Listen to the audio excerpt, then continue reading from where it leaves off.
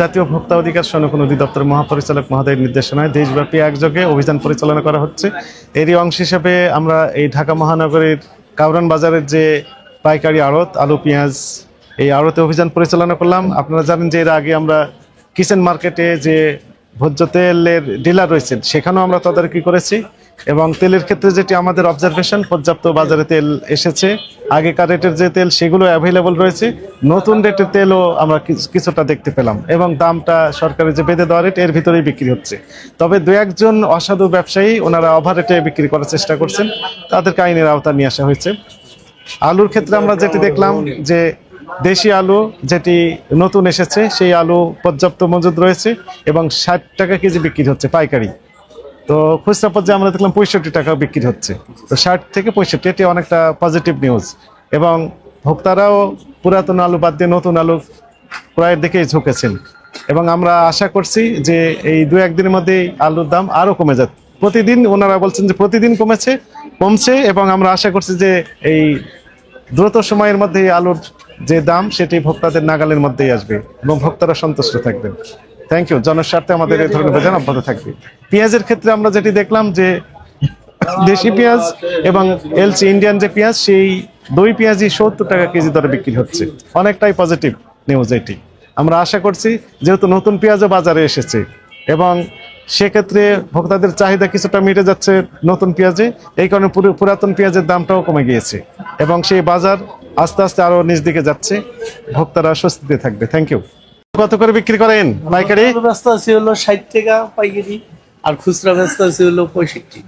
60 তো বড় বড় আলুই তো। আমেন, ধৈর্য ধরেন। কোথাকার হলো এগুলো? দিনাজপুর। 60 টাকা কেজি, তার মানে আপনারা তো আরো কম দামে কিনেছেন। হাসা হতে আমি 58 টাকা আনছি।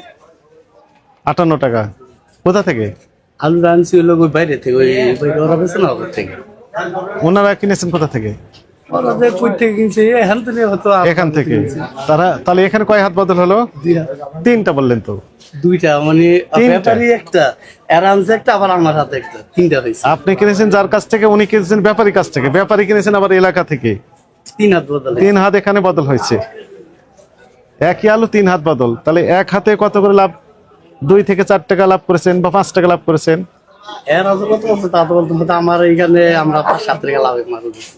তাহলে 5 টাকা করে লাভ করলে 3 হাত বদল 3 5 15 টাকা বেশি হয়ে যায়। তাহলে কৃষকরা তো কম টাকায় পাচ্ছেন এভারেজ। টাকাটা কোথায় বেড়ে যাচ্ছে? এই যে হাত বদলের মাধ্যমে বদলের কারণে বেড়ে যাচ্ছে। সমস্যা তো এখানেই। আর আমরা তো 2-4 বস্তা করে আলু কিনলে তো আমরা বড় জায়গায় যাইতে পারবো না। আমরা কিনবো বলে 2 বস্তা না তো 5 বস্তা, হাসিলে 5 বস্তা মাল কিনুন। তাহলে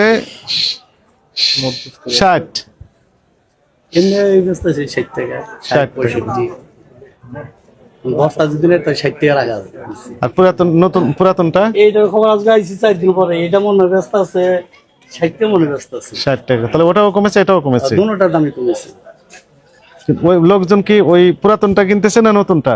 আগ্রহ কোনটা বেশি? বর্তমানে মানে নতুন কিনতেছে, পুরাতনটা বেশি একটা কিনতেছে না। সবাই যদি স্ট্রাইক করে বসে যে পুরাতন আলু কিনবো না, কি হতে পারে? তাহলে তো আরো ভালো হবে। কি হবে তাহলে ওই আলুগুলোর? এই যে কথা তো, এই কথাটা তো আমরা এই যে আলুটা রাইখা দিল, এই যে এখন যে এই যে আলুর দাম এত কমতেছে, তো এই দামটা কি হবে? আগে কি আনা এটা বিক্রি করলো না, এই আলুগুলো তাহলে কি হতে পারে? রেজাল্টটা কি হতে পারে বলেন তো? এটার দাম তো আরো কমবে। ভোক্তারা যদি একটু রাগ করে, অভিমান করে পুরাতন আলু কিনা বন্ধ করে, তাহলে এই আলুগুলো কি হতে পারে? যদি রাগ করে রাগা চলবে, আলু আবার পচাতে হবে না, কিন্তু কম দামে খাবে এটা কি? অভিমান করে যদি কম দামে না নাই নিবই না, এতদিন চালাইছেন, আমরা দিব না, নিবই, কম আর বেশি নিবই। আর যদি পানির দামে বিক্রি করতে হবে। জি, পানির দামে যাবে, তাহলে তো যাবি। লাভ করছে না, এগুলো শুরু করবো না। আলু আর দাম কত? 20 টাকা 22 টাকা কেজি আলু কিনাই যে এত টাকা দামে বিক্রি করতে আছে, তো টাকা তো উঠে ফেলেছে ওরা, তাই না? ওরা তো টাকা উঠে আলেছে, ওরা তো টাকা উঠে 14 টাকা উঠে বসে দিচ্ছে। খালি আমরা সেটা মানে দৌড়ের মতো দৌড়ে আছি, খালি আমরা কিনলে আমরা বিক্রি করি। যেমন এই যে আজকে 10 দিন পর আজকে আইছি, আজকে এত সামনাসামনি করে গেছে। এখন বিষয়টা হচ্ছে যে আমদানি কেমন এই নতুন আলু? নতুন আলু মোটামুটি ভালো আমদানি আছে। কিন্তু পুরান যদি নাও কাস্টমার খায় তারপরে নতুন যা চালাই দিতে পারবে। চালানো যাবে, গুড। নতুন আলু যেহেতু 60 টাকা, নতুন যথেষ্ট পরিমাণ আছে, যদি পুরান আলু যদি একতলা না থাকে তার মধ্যে আলু তো শর্ট পড়বে না। ঠিক আছে, থ্যাংক ইউ। চলেন তাহলে আমরা আর ওদিকে না যাই, ওদিকে না যাই, এদিকে ব্যাক করি। জি স্যার। ঠিক আছে, নেন নেন, কিনতে পারবেন।